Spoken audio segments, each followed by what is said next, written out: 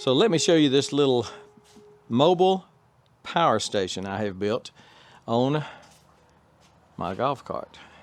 So it consists of a 2,000 watt inverter. This is a pure sine wave, which is better for appliances and things like that.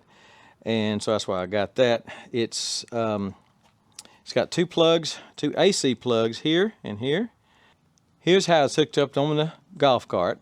Positive to positive, negative to negative. This is the end of the series of 36 volts. So in other words, if I put a meter across positive and negative right there, I get 36 volts. This is a 36 volt system, and I went to the terminals where I have 36 volts. So coming in from the battery, this is the positive here. I've got it color-coded with red shrink on both sides. Comes into the positive side, which is always red.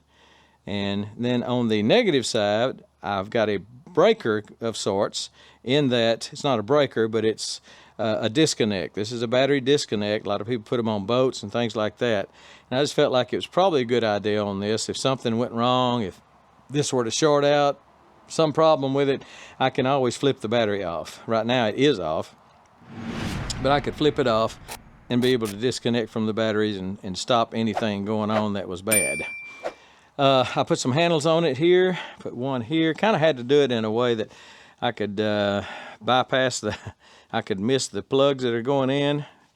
Instead of putting it here in the middle or here on top, I'd have to deal with that. So I just put it on bottom. I'll grab this one here and grab that one when I move it. It weighs about 10 pounds. It's not a big deal. But then that's what it looks like. So I've got it hooked up to the golf cart. It's on. It's showing the golf cart is 38.2, and it's showing I have 123 volts out. I've got the battery switch turned to on, so I should have power.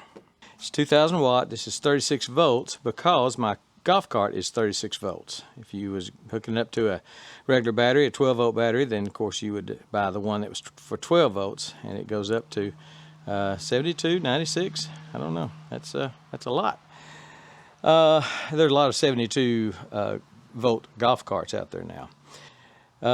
As far as how long it will run things, that is determined by your battery bank, not your wattage. It'll run certain watts of power, but your battery bank determines the longevity of that run. Will it run for an hour? Will it run for 12 hours, 24, 48, whatever?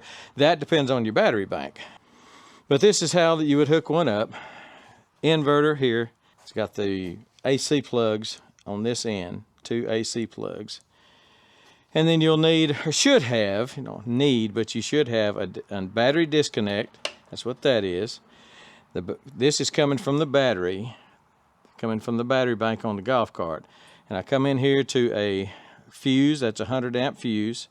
And that is a battery disconnect. So at any point, if something goes wrong, whatever, I can throw the battery disconnect. Right now, it is disconnected. This is the green. This means go.